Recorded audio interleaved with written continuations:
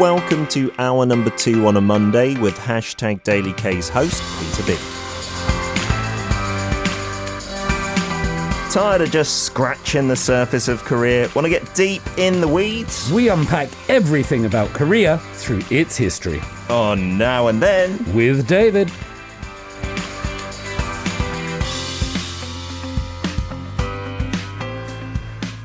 I promise we did not coordinate in the morning. We did not wake up and use the same wardrobe, but somehow we're both in green, David. I don't think I've seen you in green before. I don't think I've seen you in green before either. What is it about today that inspired your choice?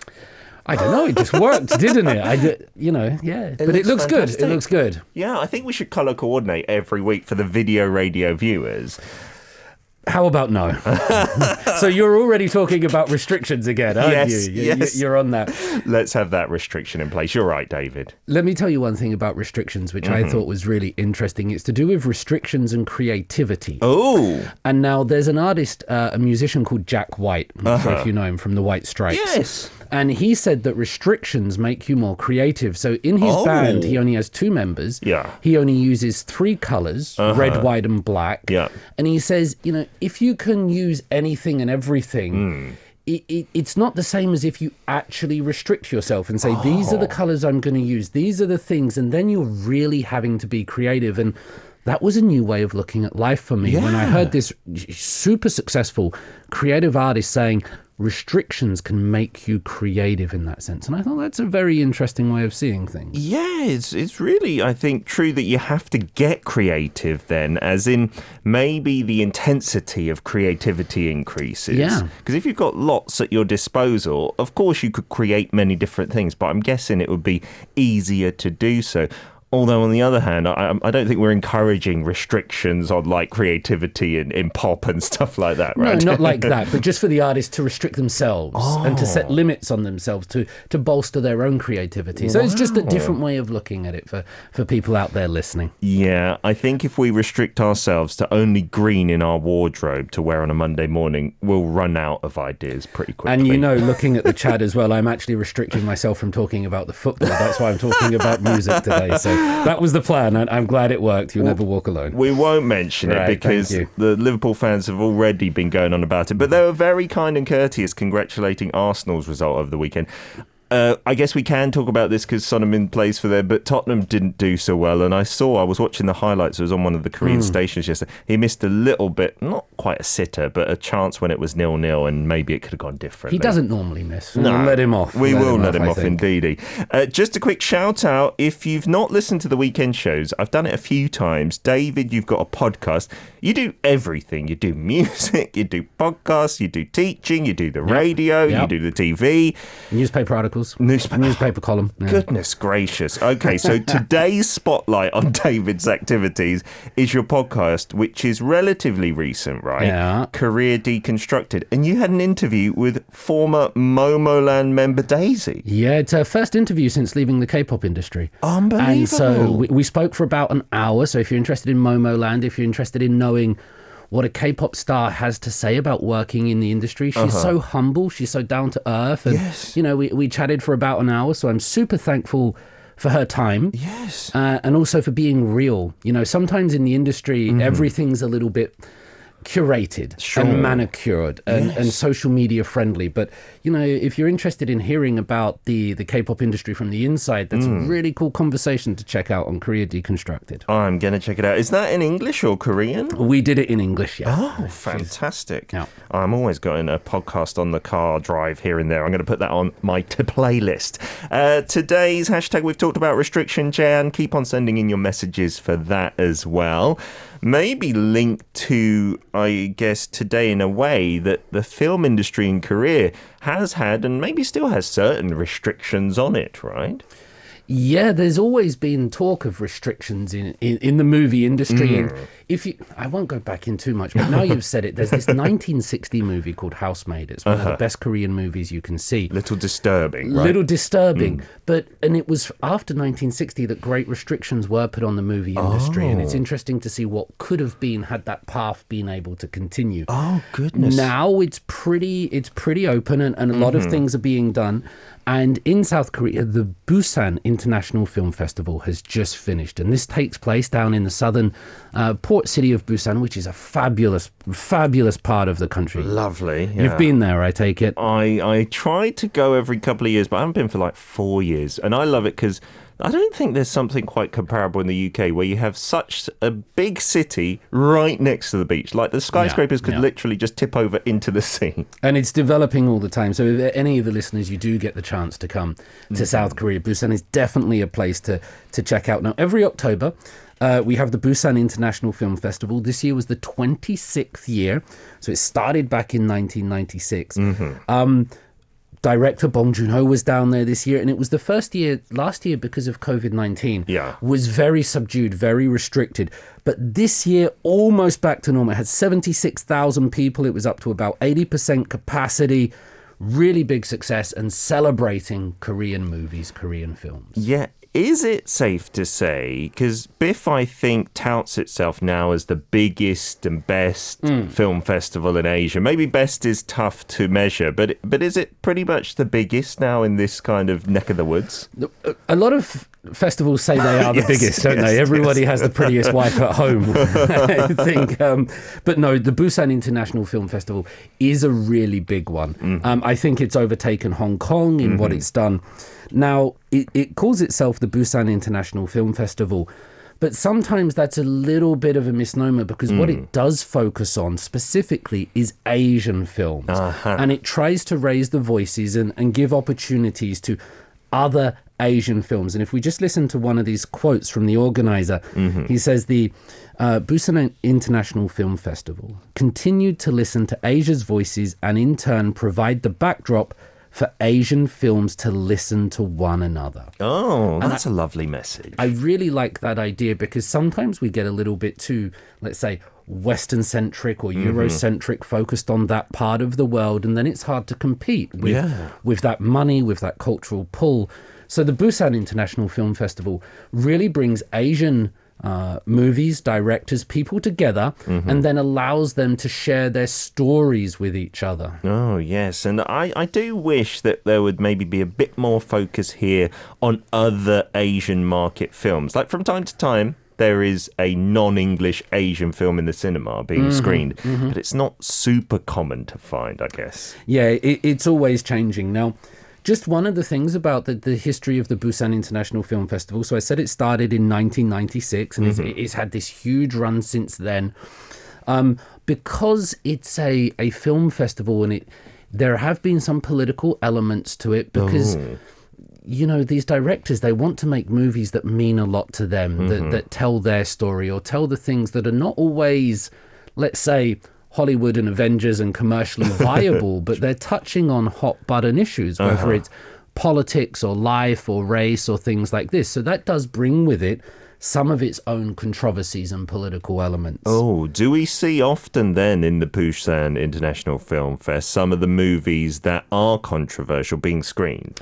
Yeah, but the interesting and an important message that I would like to give is that the movies are screened. So despite so in 2013, there was a movie called Gurumbi by Jo Song-bong. And then in 2014, another movie about the Sewol tragedy and the ferry that sank there with all those souls lost. Both of those movies, and that second one was Diving Bell, both of those movies, there was a lot of pushback against showing them. A lot of political resistance coming from governments and influential people. But the film festival said, this is a film festival and we show movies and we tell people's stories. So I think that's a really important thing and why we should always promote these film festivals, because it's not always about money.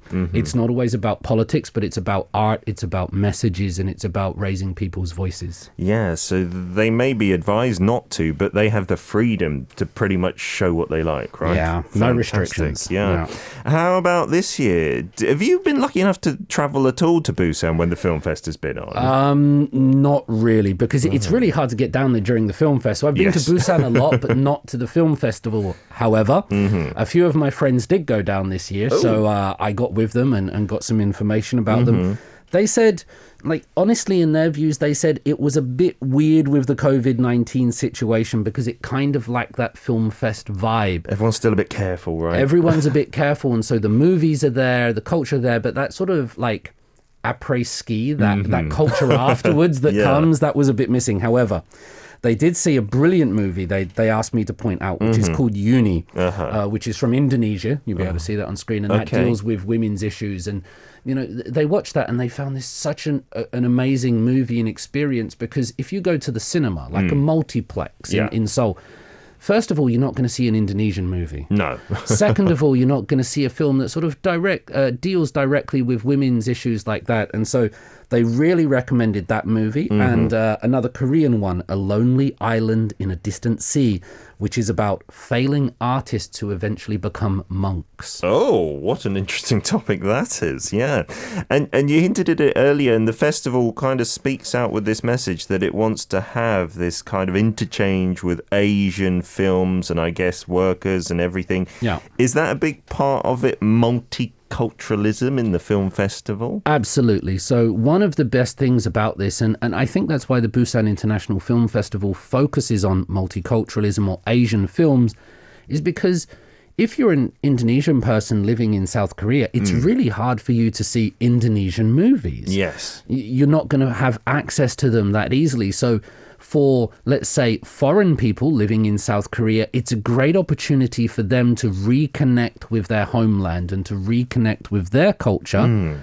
At the same time, then Korean people, or even people like me and you, we can then go learn about these cultures and go and look at these things. So I think it's a really brilliant way of bringing people together. And it sort of politicizes the elements a little bit, because we're going there to engage in art. We're going there to go into this shared culture. And that's a really cool thing. Absolutely. Yeah, from time to time, there are other Asian non-English speaking films where you have the subtitles. And I can't remember what it was called. It was based on the story of the lady scientist who was deaf and dumb.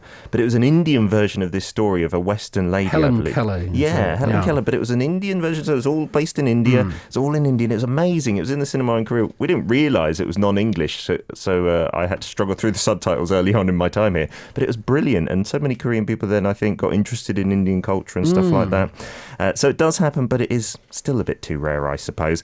Download the Arirang Radio application. Type in Arirang. Arirang Radio on your app store.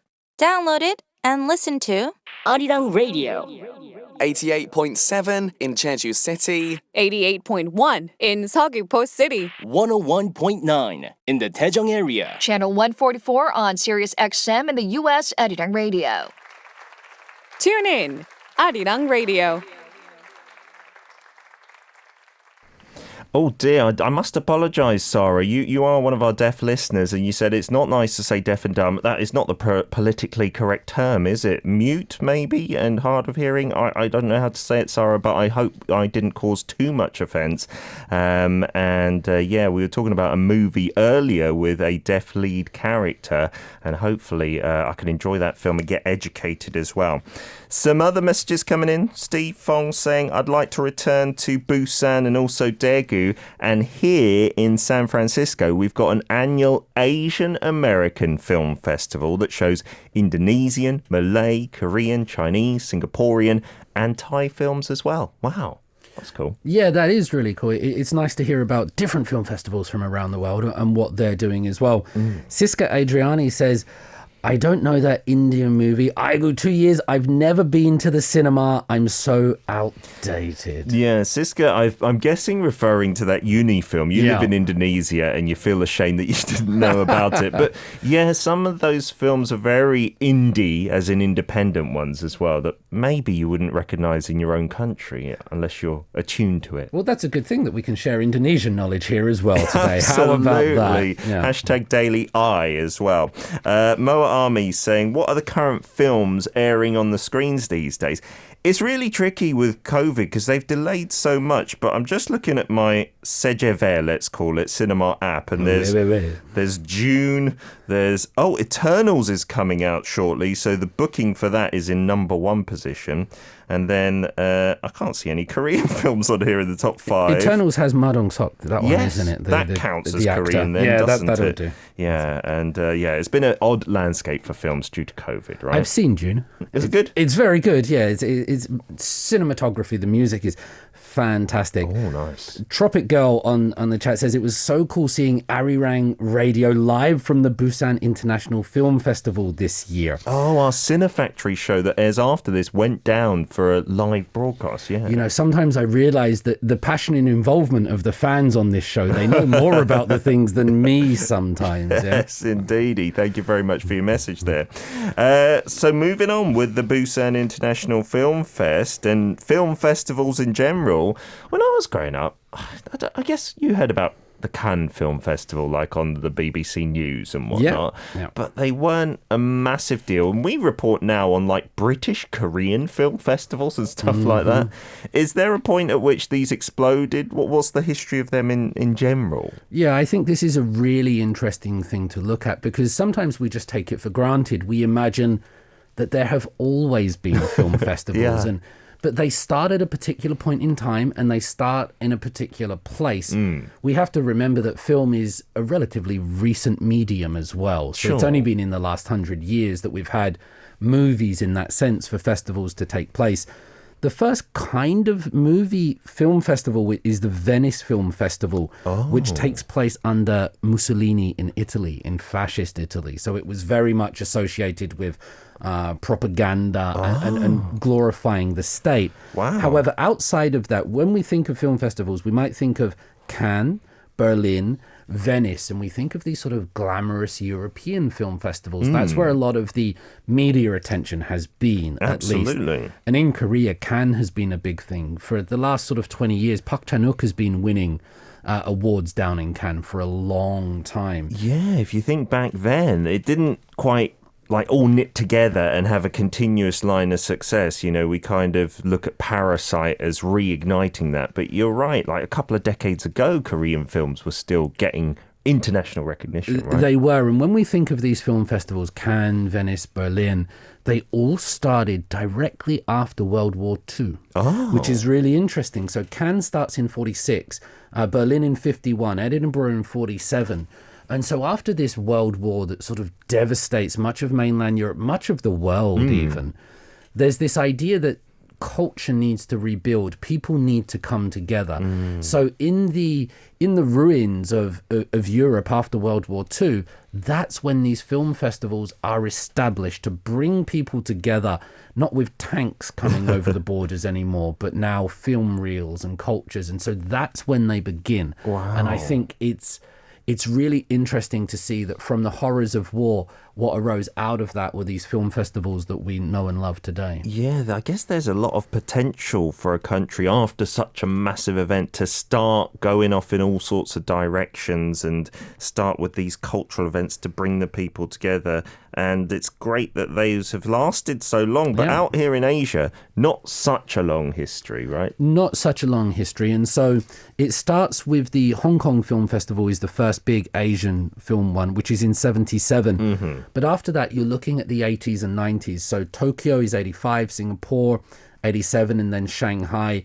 And then as we talked about, the Busan International Film Festival is 1993. So these are kind of like 30 or 40 years after the West, they start developing here. And I guess the question we need to ask ourselves then is, why did they start here at that time? Why not earlier? Why not later? Sure, Korea in the 90s, trying to get a lay of the land from just my own personal memory. I guess like K-pop and stuff was starting its first generation kind of boom. And so maybe things in general getting a bit more liberal, maybe a bit more westernized. Absolutely, those two things. There's one other thing that's really important, which is the economy. So in order to have a film festival, when scholars, they look at the literature and they study how and when these film festivals appear, there are two main factors that go into this. The first one is kind of a flourishing or a reasonable economy. So you've got to have that economic base, that infrastructure. The second one is a globalized view. So the influx of globalization, that increase of trade. So when those two things are there, then film festivals normally appear. So it might be correlation more than causation, but that's it. And so you can see that in different parts of Asia and then in South Korea as well. It has the economy going up, has that sort of globalized worldview, and then come the film festivals. Yeah, that's right. Like in the early 90s, I remember, New Kids on the Block were starting to infiltrate the psyche of my older female cousins, and then went to the cinema to watch Indiana Jones, and I got terrified by it at that young age. And yeah, the whole kind of opening up was happening at that time. But are all film festivals here in Korea the same? Are they the same types of, like Busan, maybe a blockbuster film festival? Well, I'd love to answer it, but in my mind, I'm still going through New Kids on the Block songs. I've not heard that name for so long. Hanging Tough or Right Stuff and all of these things. There are three types of film festivals, basically. The first one would be a festival that is organized by the state and local councils, so like the Busan International Film Festival. Okay. The second one would be one that's run by a private company. So you have lots of these huge companies, these conglomerates, and sometimes they'll arrange, like big credit cards or things like this, they'll arrange their own private film festival when they can promote things. Okay. Third and final one is a festival organized by an activist group that promote the rights and voices of particular parts of society. Interesting. So this might be women's rights, it might be the rights of people that are perhaps suffering in other ways. And that third one was the second international film festival in Korea. This is the Seoul International Women's Film Festival. And this opened up in 1997, 1 year after Busan. That long ago? Yeah. Goodness. Which is really fascinating to see. And it's a story that might get lost. But the second big film festival in South Korea was a women's film festival. And that's still going on to this day, is it? Yeah, still going on to this day. It changed a little bit in 2007 when it sort of introduced the queer rainbow section, and so it sort of branched out into different elements of gender, not just women. But in 2007? In 2007, which is quite early for South Korea's own attitudes. But on the live stream, you'll see a picture of this year's poster and things like that we brought up. But yeah, still going strong. It was really cool. Yeah, I mean, I guess you do see and hear more about the big blockbuster ones run by the state, the first type you mentioned. But here in Korea, I guess if you're like a VIP member of a certain credit card and stuff like that, you might get invited to a more small, humble festival. And the ones with rights maybe linked to what Steve was talking about earlier in San Francisco with the Asian Women's Festival, Film Festival there, or the Asian Cinema one. I guess that's run by maybe Asian civic groups out there. Correct me if I'm wrong, Steve. Some more messages from you guys as well. And Tropic OK saying, film festivals, they do have a way of maybe making you feel uncomfortable, but maybe in a good way, to expose ideas that you wouldn't ordinarily be exposed to. Here's a great quote, and you might have heard me say it before, listeners, but I'll give it to you again. Art can or should comfort the disturbed and disturb the comfortable. Oh, wow. That's pretty good, isn't it? You take that one and pass that on at a dinner table, and people will look at you and go, that's deep, man. Yeah, that gave me goosebumps. I'm not sure, maybe I did hear that before from you, Dave, but it felt like the first time. I'm going to remember that one as well. Steve Fong says, I especially enjoy the festivals with the Q&A with the directors and actors, actresses after the films. And isn't that so cool? And that's what makes the film festivals great. I completely agree with you, Steve. When you get to learn more about the process and the mindset behind these pieces of art. Yeah, sometimes you just watch and you have your own little reaction, and then you hear the director or actors speaking about it and they had a completely different take on things. And again, that can kind of blow your mind in another way. Steve also mentioning, the San Francisco Fest, the Asian American one, does have a number of female directors as well as woman-themed films in the schedule too. That's always great to see in this day and age. Yeah. And you got one from Siska. Siska Adriani says that the movie Uni is going to be released in Indonesia in December next month. Oh. So there's another... So please go and see it. Tell us what you think. Let us know your opinion on it. But That's really cool that the film festival has it before even the public release in Indonesia. Yeah, there are a lot that make their debut there as well, right? Inging from Malaysia saying, during our media trip to Korea in 2011, we were taken to Busan, and that was how I came to know about BIFF. There was this little sign there, the Busan International Film Festival, in the little street, which is, I guess, a permanent homage to the fest. And if you're confused, yeah, sometimes it is spelt with a P, Busan, and then sometimes with a B, so it can be PIF or BIFF, depending on who's like typing the message, right? They changed the official spelling of it a few years back. And so, yeah, it does go like that. Moa Army says, in France, we have a small festival called the Cannes Film Festival.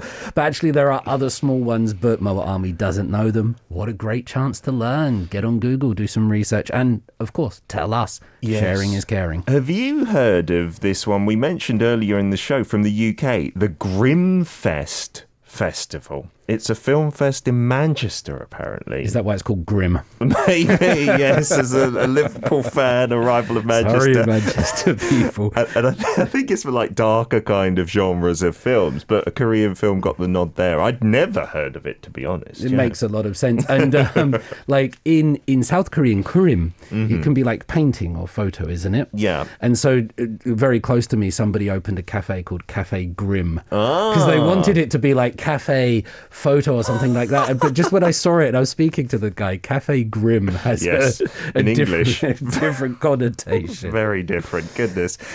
So looking not just at Busan, we do have quite a few festivals, or maybe it's because we live in Korea, who knows? Let us know, listeners, that are fairly well known, right?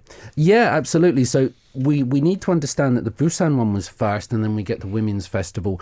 After that, the Bucheon International Fantastic Film Festival. The Bucheon International Fantastic Film Festival. That starts in 1997. And what that festival focuses on doing is showing films that are a little bit quirky, a little bit weird, a little bit eccentric. So not in the grim way, but sort of more focusing on elements of fantasy sometimes.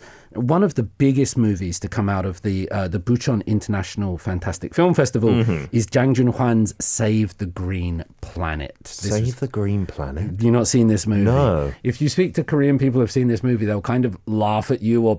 But it's like a cult classic. If you think along the lines of Beetlejuice or something like that, you're getting weird and quirky, and that's what you want to see because it has personality, it has ideas, and so that's the Bucheon International Film Festival. And last year's slogan that they used for that festival was "It's okay to be weird."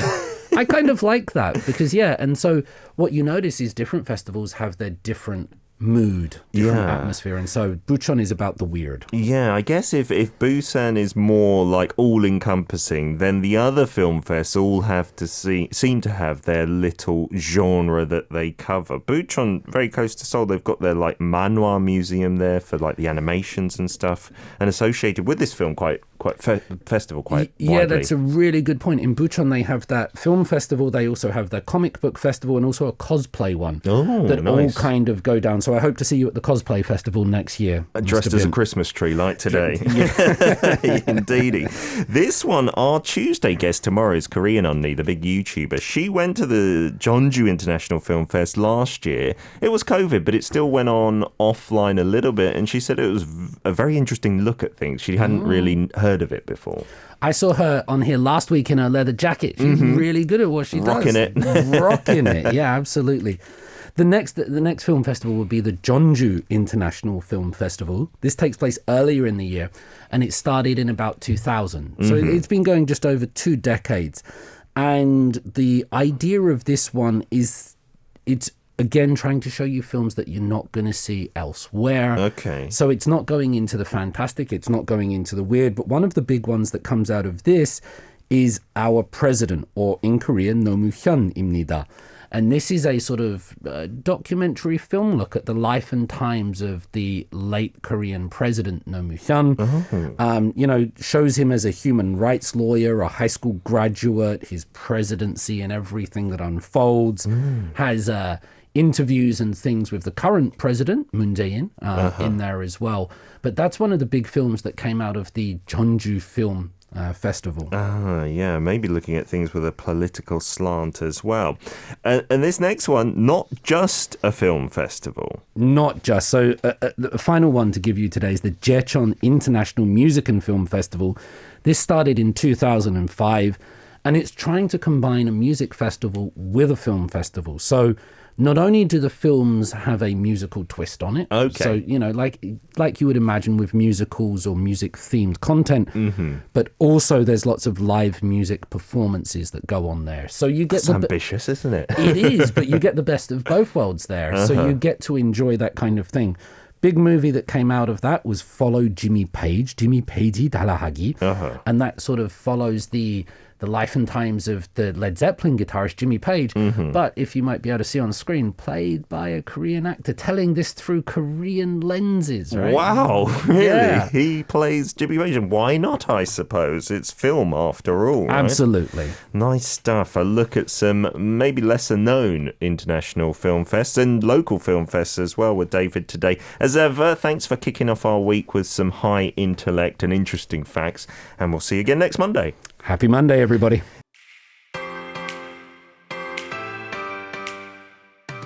You can listen to Monday's segment Now and Then with David Tizard every Monday from 10 a.m. KST on #DailyK.